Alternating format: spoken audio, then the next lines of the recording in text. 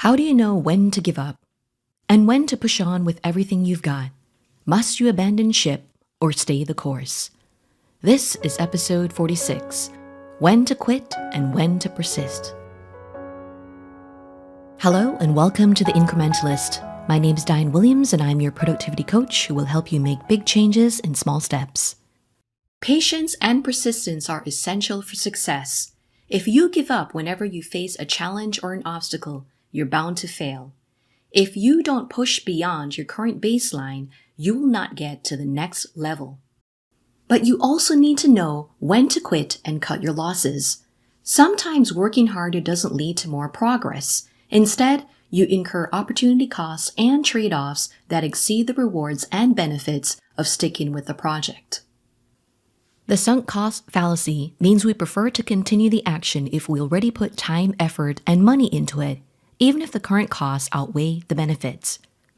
The sunk cost fallacy is related to commitment bias, where we stand by past decisions despite new evidence showing this isn't the best action. There's also the endowment effect, where we ascribe higher value to things we already own. The disutility of a loss is greater than the utility of a comparable gain. The displeasure in losing something is greater than the pleasure in gaining the same thing. Sometimes you actually need to stop, step back, and head in another direction. Giving up when you can't change unfavorable circumstances frees you to try other things that might work just as well, if not better. Rather than settle for mediocrity in a field that requires your weakest skills, you can strive for excellence in an area that demands your strongest assets and deepest interests. Do you know the story behind Instagram? How did this photo and video sharing app take only 8 weeks for software engineers to develop for launch in October 2010? How did it get sold to Facebook for $1 billion in less than 2 years in April 2012? Co-founder Kevin Systrom learned to code on the nights and weekends while working at Nextstop, a travel recommendation startup. Before that, he had worked at Odeo, which later became Twitter. At the time, Kevin was a 27-year-old Stanford University graduate. In 2009, he built a prototype of a web app called Bourbon, a check-in app that included a photo-sharing feature.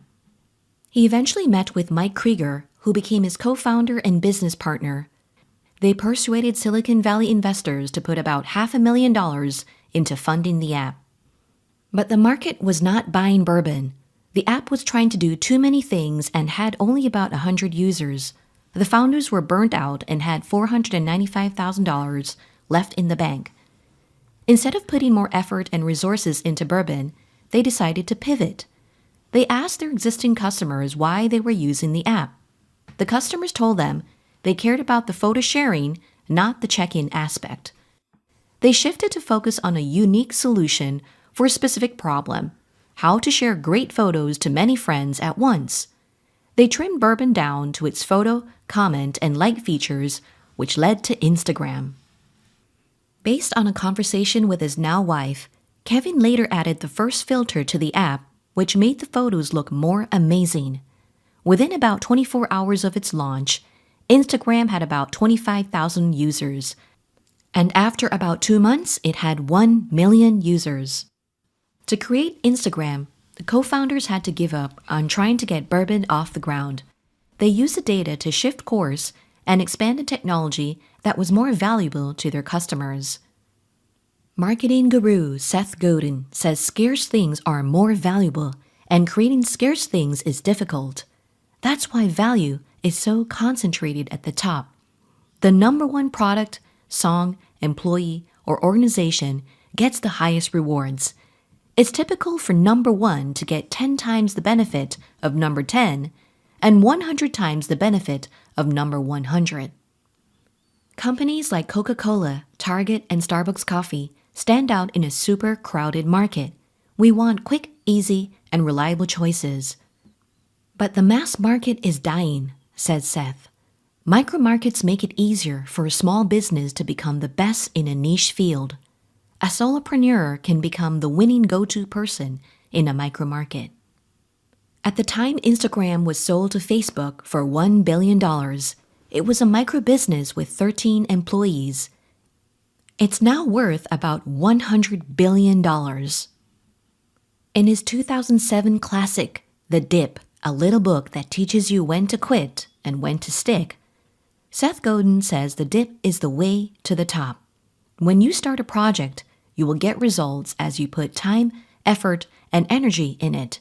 But as you progress, you're bound to hit a dip. The dip is different from a cul-de-sac, the dead end. It's also different from the cliff. The dip is a long slog between starting and mastering. It's the barrier to entry. If you're not prepared to move through the dip, don't start. Quitting in the middle of the dip is a major waste of time. The dip is where you keep going, pushing on, and persevering. It's where most people give up. If you endure the dip and move through it, you will be rewarded. You will get to the next level, win the market, and become more resilient and resourceful. You will protect yourself from high competition. You will become the expert and rise to the top by moving through the dip. The cul-de-sac is the dead end. These include jobs, projects, and activities that create no significant progress or meaningful outcome, no matter how hard you work or how much effort you invest. The cul-de-sac has no dip and is usually boring from the get-go. This is where you work hard, but you get nowhere. It's a dead end. It feels safe, but it's a waste of your time, energy, and talent. The cliff is an uphill curve with a steep plunge downwards. You move up with more effort and harder work, but there's a sudden drop-off at the end. The cliff has no dip and is exciting only for a while. This is a situation where you can't quit until you fall off and the whole thing falls apart. You get reinforcement over time, and then you just drop off. It's a dramatic and disastrous ending. Seth says these are the 3 types of curves in every endeavor. He notes, winners quit all the time. They just quit the right stuff at the right time. So how do you know when to quit or stick with it? Here are 3 questions to ask yourself. Number 1, am I in a cul-de-sac or on a cliff or in the dip? Giving up can feel a lot like failing, even when it's necessary to pivot and move into another thing that will bring more value and success. Persistence can shift to pestering. Perseverance becomes delusion. Commitment turns to compulsion. If something seems misaligned, too boring, or too good to be true, take a pause and figure out whether you're in a cul-de-sac or on a cliff. Research the industry. Talk to people who you trust and people who have been down the same or similar path. Track your progress and review your results. If you stay too long on a dead-end path or on an uphill curve with a sudden drop-off, you end up with unnecessary failure and high sunk costs. If you're on a cul-de-sac, is there a way to make it into a dip? If not, quit. If yes, is it worth it to make it into a dip? Is the effort worth the potential payoff? If yes, go for it. If not, quit. If you're on a cliff, quit now or quit as soon as you can before you fall off. But if you're in a dip, keep going and lean into the temporary discomfort and short-term pain. Success comes when you make it through the dip. Abandon a worthwhile endeavor only when you have thoughtfully chosen to do so. Strategic quitting is different from reactive or serial quitting, which is the root cause of many failures. Question number 2. Am I willing to slog through the dip? Becoming number 1 in your market, achieving a successful outcome, or hitting your target goal means you will need to push through the dip. If you're not willing to do what it takes to get through it, it's okay to not start. You can always come back to the project when you're able to prioritize it, invest the resources, and make time for it. Before the dip starts, think about how much time, effort, and energy you are willing to invest and how much discomfort you will take on to move through it. If the actual levels surpass your expectations, weigh the challenges against the potential benefits, and then decide whether to quit or stick. The third question is, why am I doing this thing? Is it to be the best or for some other reason? The software coder doesn't have to shut down her Etsy shop just because it provides only a little extra income. The celloist who plays for fun doesn't have to give up on composing songs even if he will never sell his music. The weekend welder who makes tables and chairs for family and friends doesn't have to become a top industry professional. Most of us are average at most things. Think of the bell curve. Very few of us are in the top 1% to 10%. At least in the beginning, most of us fall in the middle of the bell curve. With this in mind, you'll be more inclined to push through the dip instead of quit when you're in it. You have to be strategic with when to give up and when to forge ahead. Define your quitting criteria ahead of time. Set the metrics you will use to decide whether to quit, stick with it, or pivot. Determine your limits before you hit the dip. Before you start the race, decide what factors will have to exist for you to drop out of the race. You want to avoid impulsive decisions in the middle of it. Look back to see if your persistence has resulted in more progress and sharper skills. Have you added to your assets and resources? Have you gained traction and kept forward motion? Maybe subtle improvements are enough, especially when you're already at the top of your game. Or maybe you're at the top of your game, but your interests have changed, and now you want to diversify or focus on something else. Maybe you have other priorities. Your health, happiness, and relationships are at stake. You need to step back, cut back, reset, and focus on other domains in your life. Whether to quit or stick requires you to be brave, creative, and honest with yourself. Is the endeavor totally aligned with your mission, vision, commitment, and conviction? Then don't give up just because it's hard. Find ways to make it less hard, or find ways to match the challenge. If you still would start the thing knowing what you know now, carry on. Tweak your approach, change your strategy or tactics. But if you're holding on to something that's clearly not working and going nowhere, it's time to quit.